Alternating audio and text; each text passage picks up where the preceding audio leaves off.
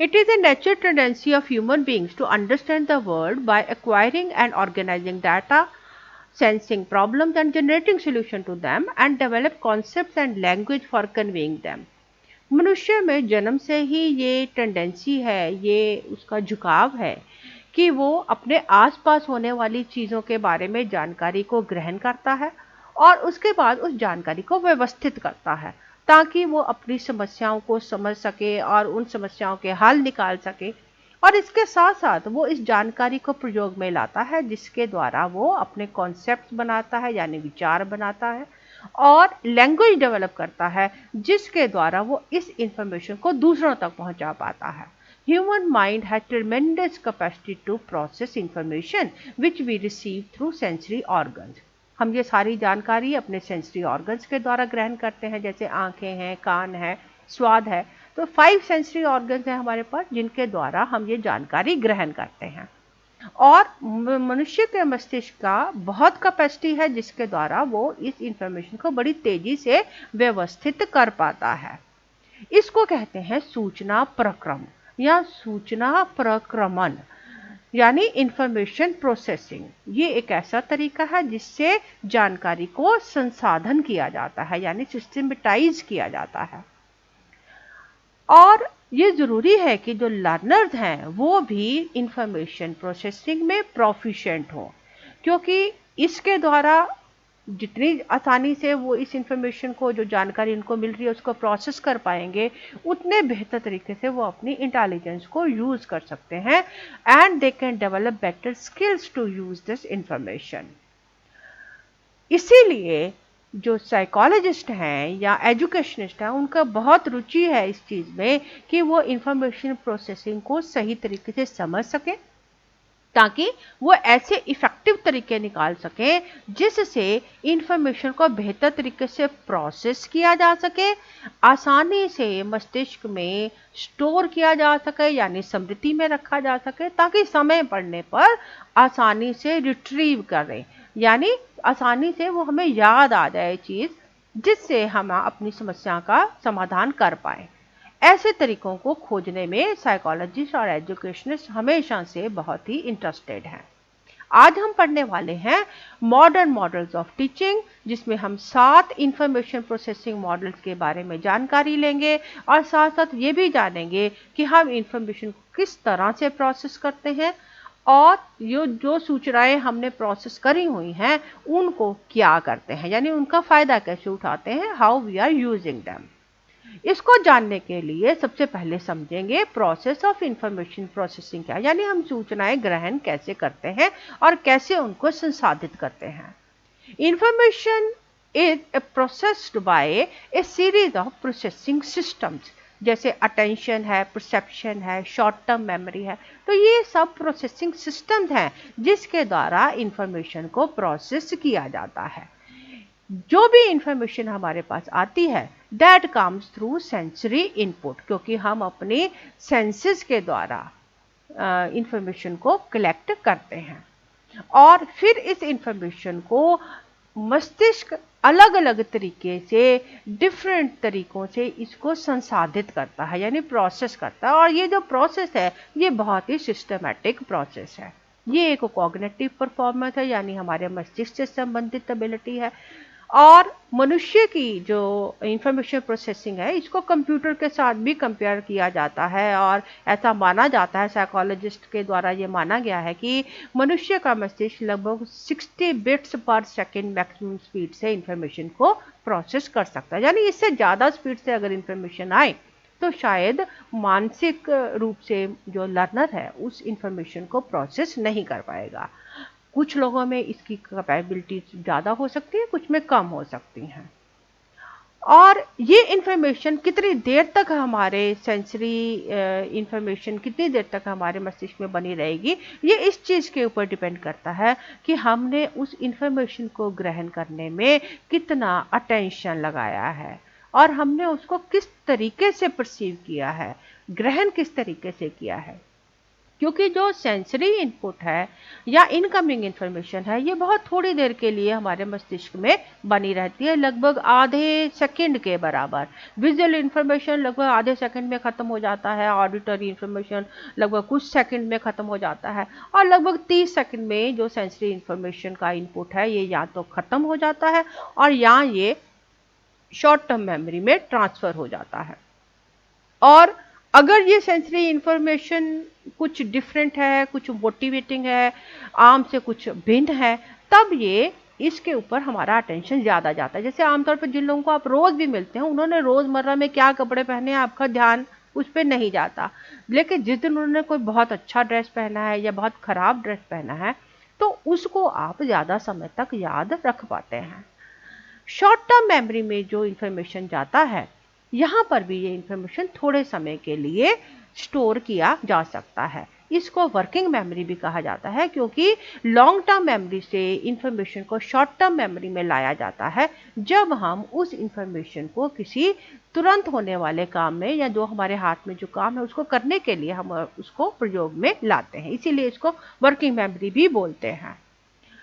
मनुष्य का मस्तिष्क शॉर्ट टर्म मेमोरी को कुछ समय के लिए स्टोर करके रख सकता है, और इसको स्टोर करने के लिए हमें कॉन्शियस एफर्ट की ज़रूरत पड़ती है, यानी हमें ध्यान लगाने की ज़रूरत पड़ती है कि हम किस इंफॉर्मेशन को कितनी देर के लिए याद रखना चाहते हैं।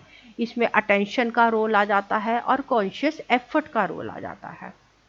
अगर ये इंफॉर्मेशन हमारे काम की है तो ये इंफॉर्मेशन को लॉन्ग टर्म मेमोरी में स्टोर किया जाता है, और जहाँ पर ये कई दिनों तक स्टोर हो सकती है, घंटों तक स्टोर हो सकती है, और कई चीज़ें तो हम पूरे लाइफ टाइम के लिए स्टोर कर लेते हैं। जैसे कहा जाता है कि आप एक बार साइकिल चलाना सीख लेंगे तो ये लॉन्ग टर्म मेमोरी में स्टोर हो जाता है, आप उसको कभी भूलते नहीं हैं। कुछ चीज़ों को हम समय के अनुसार भूल भी जाते हैं। हम लॉन्ग टर्म मेमोरी से जब भी इंफॉर्मेशन को हमें ज़रूरत पड़ती है हम उसको शॉर्ट टर्म मेमोरी में लाते हैं ताकि हम उसको काम में ला सकें। यानी इंफॉर्मेशन को लॉन्ग टर्म से शॉर्ट टर्म में लाना और वहाँ पर इस प्रयोग में लाना, इसके लिए भी मेंटल एबिलिटीज़ की, रिहर्सल्स की, प्रैक्टिस की, कॉन्शियस एफर्ट्स की ज़रूरत पड़ती है। तो ये वो तरीका है जिससे हम इंफॉर्मेशन को प्रोसेस करते हैं। इस इंफॉर्मेशन के प्रोसेस करने से हमको क्या फ़ायदा होता है? इस इंफॉर्मेशन की प्रोसेसिंग से the learner will be able to study self and society. बेहतर इंफॉर्मेशन प्रोसेसिंग से वो अपने आप को ज़्यादा बेहतर समझ पाता है, अपने आसपास के लोगों को ज़्यादा बेहतर समझ पाता है, अपने इन्वायरमेंट को ज़्यादा बेहतर तरीके से समझ पाता है। He will be able to achieve personal and social goals and he can sense the problems and find the solutions to problem. क्योंकि ये वर्किंग मेमोरी से संबंधित है, आप सेंसरी इंफॉर्मेशन के द्वारा जो प्रॉब्लम्स हैं उनको सेंस कर सकते हैं, लेकिन सॉल्यूशन के लिए आपको अपनी पुरानी जानकारी के ऊपर निर्भर होना पड़ता है।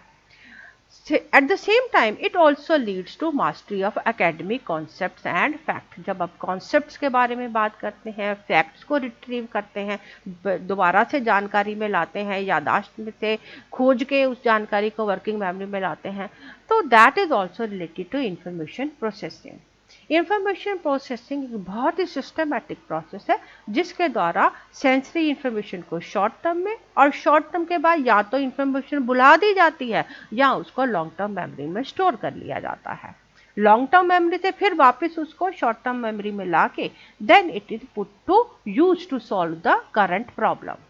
It also develops method of inquiry. Inquiry मतलब जागरूकता उत्पन्न करता है मनुष्य में, लर्नर में, ताकि वो अपने आसपास के चीज़ों को ज़्यादा अच्छी तरह से समझ सके। And it also generate logical reasoning, logical thinking and reasoning. यानी लॉजिकल थिंकिंग और रीजनिंग के लिए भी इंफॉर्मेशन प्रोसेसिंग का बेहतर होना बहुत ज़रूरी है।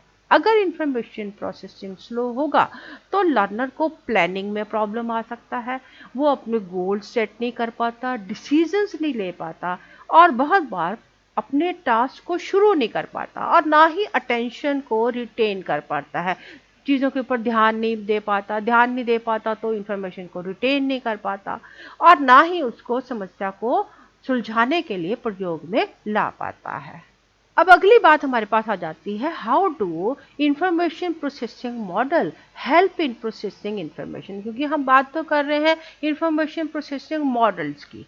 तो ये मॉडल्स किस तरह से इंफॉर्मेशन प्रोसेसिंग में हेल्प करते हैं। Information processing models, they are concerned with the intellectual development of the individual and they help to develop the method of processing information from the environment. यानी जो इंफॉर्मेशन प्रोसेसिंग मॉडल्स हैं ये एक तो intellectual development के लिए सहायक होते हैं और उसके साथ साथ जो हमारे आसपास जानकारी है उस इंफॉर्मेशन को प्रोसेस करने में लर्नर को हेल्प करते हैं। Information processing is enhanced through observing. तो ऑब्जर्वेशन यानी जानकारी के ऊपर ध्यान देना, उसके आसपास क्या हो रहा है उसको ऑब्जर्व करना, that will be forming the first step. Sensory information में जैसे अभी हमने बात करी कि हम जिन चीज़ों को ज़्यादा बेहतर ऑब्जर्व करते हैं उनको ज़्यादा बेहतर इंफॉर्मेशन, आप जानकारी को अपने मस्तिष्क में स्टोर करके रख पाते हैं। ऑब्जर्वेशन में अभी हमने एग्जाम्पल किया था कि अगर ये जो इंफॉर्मेशन है ये आम रूटीन से थोड़ा हटके है तो हम उन चीज़ों को ज़्यादा बेहतर तरीके से ऑब्जर्व करते हैं। तो ये ध्यान देता है टीचर का इस चीज़ के ऊपर कि अगर आप लर्नर को कोई चीज़ ऑब्जर्व करवाना चाहते हैं तो उसके लिए उसको आम से थोड़ा हटके होना ज़रूरी है ताकि लर्नर उसको ध्यान से देखे। नेक्स्ट इज ऑर्गेनाइजिंग डेटा, यानी इतनी सारी सूचनाएं हैं तो उन सूचनाओं को कैसे व्यवस्थित करके रखा जाए, इसमें इंफॉर्मेशन प्रोसेसिंग मॉडल हेल्प करते हैं। और इसके साथ साथ उस इंफॉर्मेशन को प्रोसेस करने में यानी संसाधन करने में भी मदद करते हैं। तो अलग अलग तरह के इंफॉर्मेशन प्रोसेसिंग मॉडल्स हैं, कुछ ऑब्जर्वेशन को बढ़ाते हैं, कुछ डाटा ऑर्गेनाइज करने में हेल्प करते हैं, कुछ इंफॉर्मेशन प्रोसेसिंग में बढ़ाते हैं। बेहतर अंडरस्टैंडिंग से भी इंफॉर्मेशन प्रोसेसिंग में आसानी होती है, इसलिए बहुत सारे ऐसे मॉडल हैं जो लर्नर की अंडरस्टैंडिंग एबिलिटीज़ को इंक्रीज करते हैं। और इसके साथ साथ जो कॉन्सेप्ट्स हैं, एकेडमिक कॉन्सेप्ट स्पेशली, यानी जो हम सब्जेक्ट से रिलेटेड कॉन्सेप्ट्स यूज़ करते हैं उनको लर्न करने के लिए भी बहुत सारे हमारे पास मॉडल है। कंसेप्ट अटेनमेंट मॉडल है या डेवलपमेंट मॉडल्स हैं जिससे एकेडमिक कॉन्सेप्ट्स को के बारे में जानकारी ली जा सकती है और उनको बेहतर बनाया जा सकता है। Similarly developing of concepts and symbols, यानी वो तरीके, वो अब्स्ट्रैक्ट सिंबल्स की बात हो रही है जिनके द्वारा लर्नर इंफॉर्मेशन को प्रोसेस कर सकता है। क्योंकि इंफॉर्मेशन प्रोसेसिंग में हम आगे जाके बढ़ेंगे कि इंफॉर्मेशन को पिक्चर वे में भी हम प्रोसेस कर सकते हैं और अब्स्ट्रैक्ट थिंकिंग यानी with the help of symbols, this needs a higher cognitive abilities and verbal and non-verbal language that also its development also help in information processing। तो हमारे पास इंफॉर्मेशन प्रोसेसिंग मॉडल कौन से आएंगे, ऐसे जो ऑब्जर्वेशन को बढ़ाए, जो ऑर्गेनाइजेशन ऑफ डाटा को बढ़ाएं, इंफॉर्मेशन प्रोसेसिंग की स्पीड को बेहतर बनाएं, अंडरस्टैंडिंग को बढ़ाएं, लर्नर को एकेडमिक कॉन्सेप्ट सीखने में मदद करें, कॉन्सेप्ट नए बनाने में हेल्प करें, सिंबल्स को सीखने में यानी अब्स्ट्रैक्ट थिंकिंग में हेल्प करें। और इसके साथ जो लैंग्वेज डेवलपमेंट मॉडल्स हैं they are also a part of information processing model. तो बहुत सारे मॉडल हमारे पास ऑलरेडी हैं जिनको प्रयोग में ला के हम इंफॉर्मेशन प्रोसेसिंग को बेहतर बना सकते हैं। And that is why these models are important because they provide students information for learning। वो लर्नर को ये समझने में मदद करते हैं कि वो किस तरह से डिफरेंट इक्विपमेंट्स को यूज करके अपनी लर्निंग को, अपनी इंफॉर्मेशन ऑफ लर्निंग को किस तरह से बेहतर बना सकता है।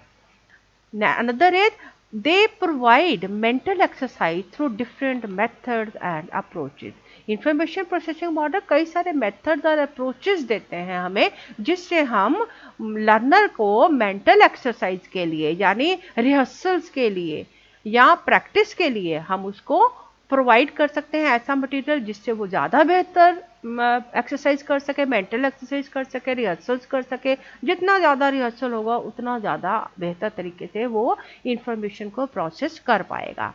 Another is awareness of objectives and learning outcomes। ये बहुत ज़रूरी है कि लर्नर खुद समझ सके कि वो किसी चीज़ को क्यों सीख रहा है, उसको सीखने से उसको क्या ऑब्जेक्टिव्स अचीव होने वाले हैं।